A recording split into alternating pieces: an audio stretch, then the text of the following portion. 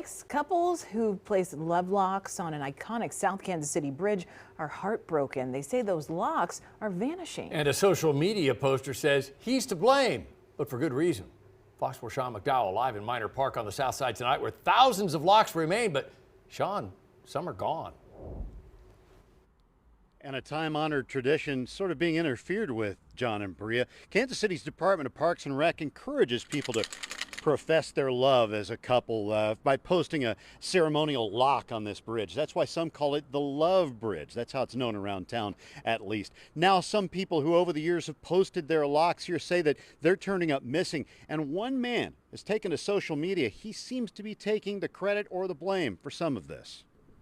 I love you more than anything in this world. And so that's the way he asked me to marry him. The Love Bridge holds a special place in Shanley Feaster's heart. In April 2021, a family photo shoot turned into an impromptu engagement. She and her fiancé celebrated by posting a love lock, as seen in this video she shares with Fox 4 News. It's really disheartening that it was gone. Feaster is one of many who's seen online Facebook posts from a man named Blake Sled. He claims responsibility for at least some of the missing locks. Sled says he's an amateur locksmith and he uses these locks for practice. Sled also says some locks are rusty and threaten the bridge's integrity. It wasn't their right to take it off no matter what it looked like. I still knew what it meant, and it meant a lot to me and my fiance and my family. Sled talked with Fox 4 News via Facebook Messenger on Thursday. He says he had permission from Kansas City Parks and Rec to remove locks from the Love Bridge. Sled commented, "Seems I've caused a public uproar about it. Now Parks and Rec has an issue with it because of all the people who are calling in upset.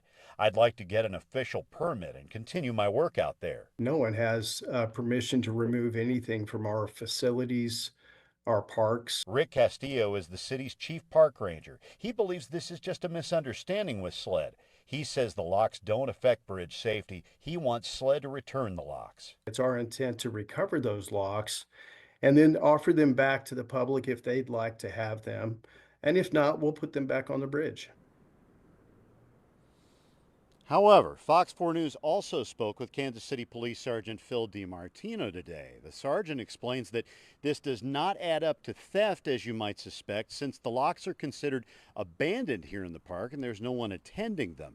We also, in that chat with Mr. Sled, he also explained that some of the locks are donated, some of them are sold, and others are turned into pieces of art. John, the woman that we spoke to in that piece, Ms. Feaster, says that she doesn't care about any of that. She just wants her lock placed back where she put it.